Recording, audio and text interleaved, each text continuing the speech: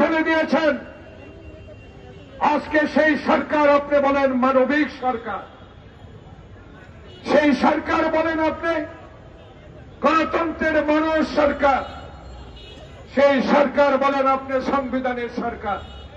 আমি বিশ্বাস করতে চাই না।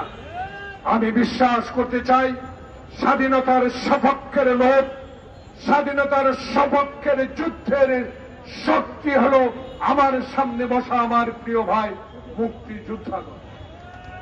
প্রিয় ভাইরা, আজকের এই সভাপতি ইশতিয়াক, সঞ্চালক সাদেক খান, প্রধান অতিথি এবং আজকের সভার সভাপতি, সবাইকে আন্তরিক শ্রদ্ধা জানিয়ে শুধু একটি কথা বলতে চাই, দিল্লির শাসন গ্রহণ করার জন্য পাকিস্তানের শাসন ছিন্ন করে নাই। জনাব ওবায়দুল কাদের সাহেব নির্বাচনের আগে আপনাকে বলতো, আজকে সেই কথা আমি উল্লেখ করতে চাই।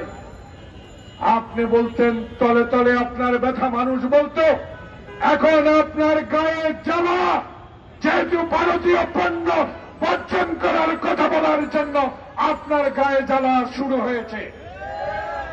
আজকে এই কারণে যেই ভারত আমাকে ন্যায্য হিস্সা দিবে না, যেই ভারতের এই সরকার মানুষ মারবে প্রতিদিন গুলি করে, যেই সরকার ফারানকে গুলি করে তার কাছে ঝুলিয়ে রাখবে, সেই সরকারের আনুগত্য বাংলাদেশের জনগণ কোনদিন রক্ষা করতে পারে না, করবে না।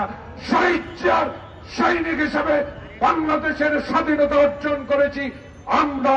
এই 73, 74, 75, 76, 77 বছরে বয়সেও আজকে রাকিব, মুন্না, আজকে আপনাদেরকে আমরা কথা দিয়ে যাচ্ছি, আমাদের বয়স হোক আপনাদের সাথে হাত মিলিয়ে এই স্বৈরাচার সরকারের বিরুদ্ধে লড়াই করে যাব ইনশাআল্লাহ।